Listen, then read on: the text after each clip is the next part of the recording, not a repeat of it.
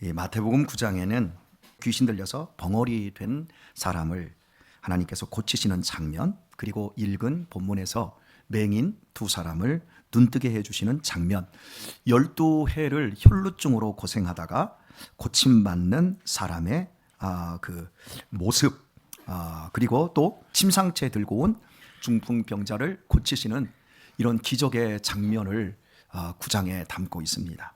그래서 기적의 장이라 이렇게 이름을 붙여도 되어지는 본문 같아요. 우리가 예수님을 믿는 것은 기적인 줄 믿습니다. 정말 기적입니다. 우리 같은 사람들이 어떻게 영원한 생명의 눈을 뜨고 영적 세계를 보며 살 수 있게 되었는지 엄청난 복입니다. 할렐루야. 여러분은 교회의 목표를 무엇라고 생각하십니까? 큰 교회를 만드는 것이 교회의 목표일까요? 좋은 교회를 만드는 게 교회의 목표일까요? 크고 좋은 교회죠. 좋고 큰 교회를 여러분 생각하시지 않습니까? 훌륭한 사람이 되는 게 목표일까요? 좋은 사람이 되는 것이 목표일까요? 훌륭하고 좋은 사람, 꼭 그렇게 붙이고 싶어요. 그러나 엄밀히 말하면 하나님께서는 큰 교회가 아니라 좋은 교회, 거룩한 교회를 만드는 것이 목적이고, 대단하고 훌륭한 일을 하는 사람이 되는 게 목적이 아니라 우리 한 사람 한 사람이 좋은 그리스도인이 되는 것입니다. 다른 표현을 하나 써볼까요? 부자가 되는 것, 부유하게 되는 것이 인생의 목적이 아니라 아름다운 사람, 아름다운 인생을 사는 것이 우리의 목표인 겁니다. 아멘 하십시다. 이런 부분에서 나는 얼마나 아름다운 삶을, 또 좋은 사람이 되어가고 있고, 또 나는 이 교회를 위해서 얼마나 좋은 일에 힘을 쓰고 있는지 우리 자신을 한번 살펴보았으면 좋겠습니다. 교회는 하나님의 나라를 보여주고 만들어가는 곳입니다. 또한 우리 한 사람 한 사람은 하나님의 사람이 되는 것에 목표가 있는 겁니다.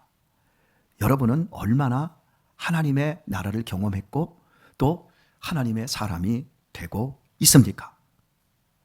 오늘 본문 읽은 본문에 보면 소경 두 사람이 예수님께서 12해를 고생하다가 예수님을 만나 그 옷자락만 만져도 구원을 받을 것 같다라고 하는 믿음이 있는 여자를 고치주셨습니다. 네 믿음이 너를 구원하였도다. 자, 여러분, 뭐가 구원하였어요? 믿음이 너를 구원했다 그랬어요. 믿음이 너를 그 병에서 구원했다 말씀을 합니다. 바로 그 장소에서 예수님이 떠나가는데, 믿음은 믿음에 이릅니다. 부모의 믿음이 자식에게 일어나야 됩니다.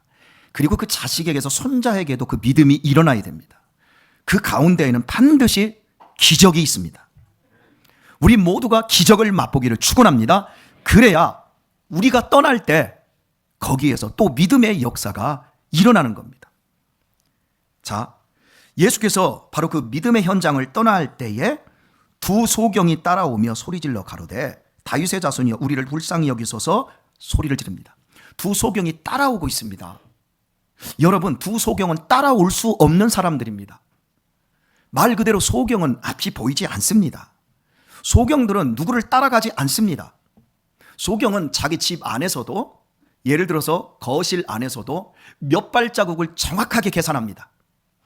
내 침실 안에서도 침대에서 일어나서 우측으로 몇 발자국, 좌측으로 몇 발자국, 화장실을 가기 위해서는 문을 딱 만지는 그 순간부터 그 몇 발자국을 정확하게 계산합니다. 그냥 갈 수가 없습니다. 그런데 오늘 본문에 예수님께서 기적의 현장에서 12해를 이 고통받는 이 여자의 병을 고치신 바로 그 기적이 있었던 그 장소에서 이 소경은 들었습니다. 그리고 예수님이 가시는데 따라가는 겁니다. 이건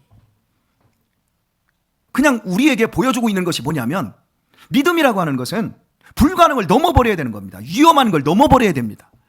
내가 생각하는 테두리 내에서 한 발자국, 두 발자국, 세 발자국 가면 이쪽에 부엌이 있고 냉장고가 있고 뭔가 꺼내면 맛있는 음료수를 먹을 수 있고, 자, 왼쪽으로 들어가서 방에 들어가면 거기서 두 발짝만 더 들어가면 내 책상이 있고, 그리고 다시 일어나서 한 발자국만 뒤로 가면 침대가 있어 라고 하는 그 항상 뱅뱅 도는 그걸 넘어설 때 우리는 믿음의 기적을 맛보게 되는 것입니다.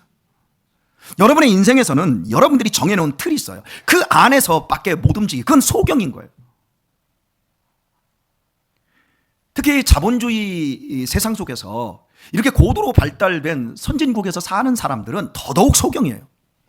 문명, 그리고 금융, 이런 것들로 우리의 인생을 다 묶어버려요. 그리고 미개한 나라에 그 자본주의 시스템이 안 된 사람들을 보면서 저 사람들은 어떻게 저러고 살지? 그러나 그들이 우리보다 자유로울 수 있어요. 여러분, 지식인들, 많이 배운 사람들은요, 자연을 다 망쳐요. 우리나라를 더럽히고 우리나라를 힘들게 하고 우리나라를 고통 속에 집어넣는 사람들은 다 똑똑하고 다 배운 사람들이에요. 어부들, 농부들, 그 사람들은 자연의 순리에 따라 움직입니다. 그들은 절대 자연을 훼손하지 않습니다. 그런데 잘난 사람들은 꼭 나라를, 민족을, 국민을 운운하면서 그 시대를 망쳐요.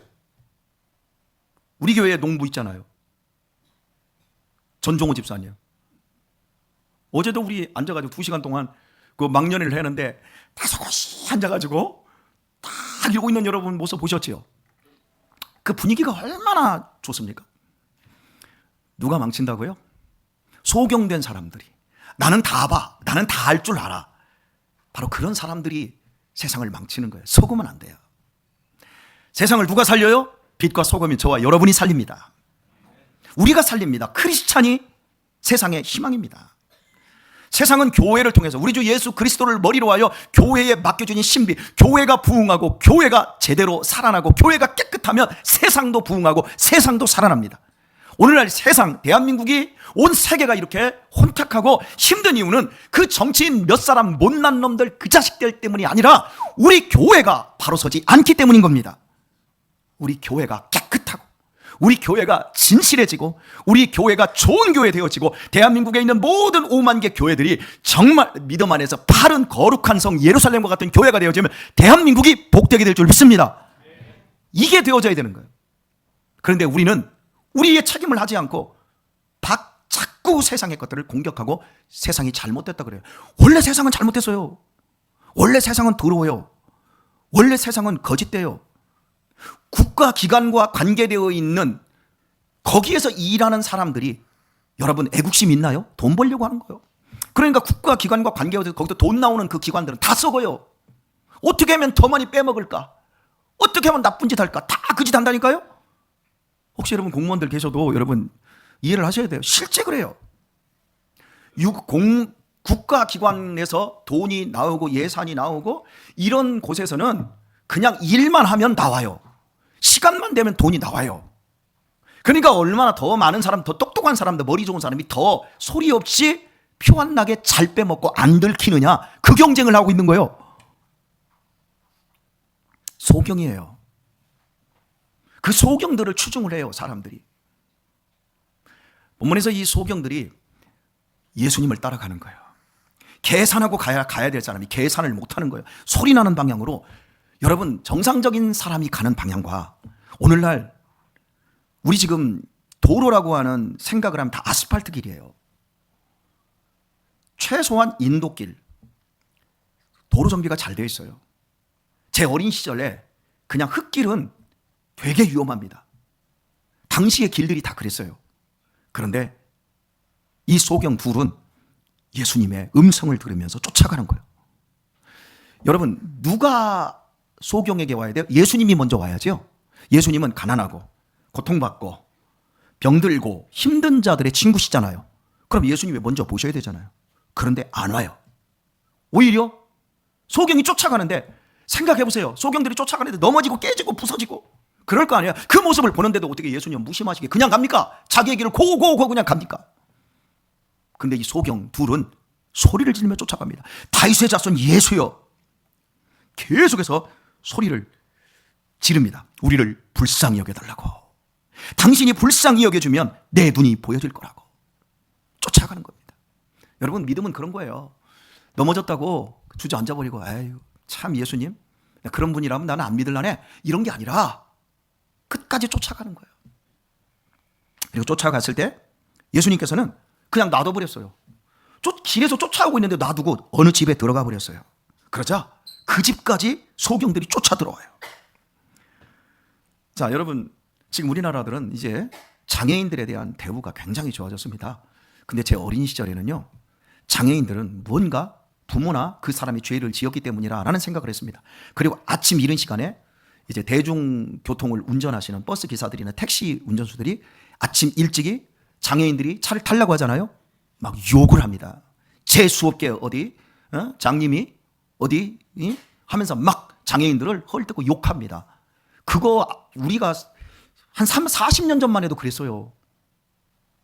그런데 이 시대의 장님들은 모두 하나님으로부터 천벌을 받은 사람들이에요. 남의 집에 들어와서도 안 되고 도로에 나와서 사람들하고 어울릴 수도 없어요. 그런데 이 사람들은 그냥 예수님이 들어간 집까지 쳐들어오는 거예요. 이거 잘못하면 죽습니다. 맞아, 죽습니다. 들어와요. 계속 소리 질렀지요. 예수님도 분명히 들으셨을 건데 못 본 척 한 거예요. 근데 그 집까지 예수님이 모른 척하고 들어왔어요. 근데 거기까지 소경 둘이 따라 들어왔어요. 그러자 그때서야 예수님께서 말씀합니다. 내가 능히 이 일 할 줄을 믿느냐? 다 알고 있어요. 예수님이. 그 일이 뭐예요? 눈을 뜨게 해주는 일이에요. 자, 보통 그러잖아요. 막 그렇게 불렀으면, 불쌍히 해달라 불렀으면 이렇게 말합니다. 너 누구냐? 이름이 뭐냐? 내가 너한테 뭘 해주기를 원하느냐? 이렇게 얘기해야 되잖아요. 그런데 예수님은 이미 다 알고 계셨어요. 소경 둘이 자기의 인생의 안전한 바운더리를 넘어서 지금 예수님을 쫓아서 넘어지고 깨지며 주변의 사람들에게 욕을 먹고 그러면서 지금 남의 집에 들어왔는데도 거기까지 막 쳐들어와서 딱 살려달라고 불쌍히 여겨달라고 할 때 예수님은 그 상황을 다 알고 계셨던 거예요. 그리고 능히 이 일 할 줄을 믿느냐? 대답하되 그냥 간단하게 주여 그러하외다. 아멘. 맞습니다. 옳습니다. 할 줄 압니다. 주님께서 하실 겁니다. 그러자 예수님께서 눈을 딱 만지는 거예요. 두 사람의 눈을 딱 만지면서 가라사대 네 믿음대로 되라. 네 믿음대로 될지어다. 그 순간에 눈이 밝아졌습니다. 그리고는 예수께서 엄히 경계하시며 삼가 아무에게도 알게 하지 말라. 알게 하지 말라 그랬는데 저희가 나가서 예수의 소문을 그 온 땅에 전파하니라. 하지 말라고 했는데 나가서 생각해 보세요. 안 보이던 사람이 눈을 보게 되었어요. 하지 말라는데 안 할 수 있어요? 여러분, 우리가 예수님 믿는 건 내가 나가가지고 우리 마누라한테 교회 좀 가자고 해. 우리 자식한테 좀 교회, 우리 형님네 좀 교회 좀 가자. 이런 걸로 벌벌벌 떠는 게 그런 게 아니에요. 안전할 수가 없는 거. 이거 믿으면 살거든. 이거 믿으면 눈이 열리거든. 세상에서 그 어떤 것보다도 귀한 거예요. 저는 여러분 모두가 이렇게 열려지기를 축복합니다. 이걸 경험하게 되기를 소원합니다. 이렇게 열려져 버린 거예요. 믿음은 내 믿음의 크기에 따라 하나님이 역사하십니다. 하나님의 믿음의 크기에 따라, 하나님의 능력의 크기에 따라 역사하는 것이 아니라 내 믿음의 크기에 따라 역사합니다. 그래서 네 믿음대로 될지니라. 여러분, 지금 우리 각자는 믿음이 같아 보입니다. 같은 설교를 들으니까요. 그러나 여러분의 믿음의 정도에 따라서 오늘 이 설교의 강도가 다르다는 걸 아십니까? 믿어보시기를 축복합니다. 나는 30% 믿을 겁니다. 나는 40% 믿을, 나는 100% 믿을 겁니다. 나는 120% 믿겠습니다. 여러분의 믿음대로 되어집니다. 여러분의 인생의 수많은 고난, 여러분 앞에 있는 난관, 여러분들이 그 앞에서 나는 그만 갈래, 안 갈래? 거기까지가 여러분의 믿음입니다. 그러나 나는 좀 더 갈래. 거기도 여러분의 믿음입니다. 그러나 나는 더 가고 끝까지 가서 내가 이 부분만큼은 해결받을 거야 라고 하는 그 자리까지 가신다면 거기서도 여러분의 믿음의 역사는 일어날 줄 믿습니다. 어디에서 믿음의 역사를 봐야 될까요? 답이 나왔지요?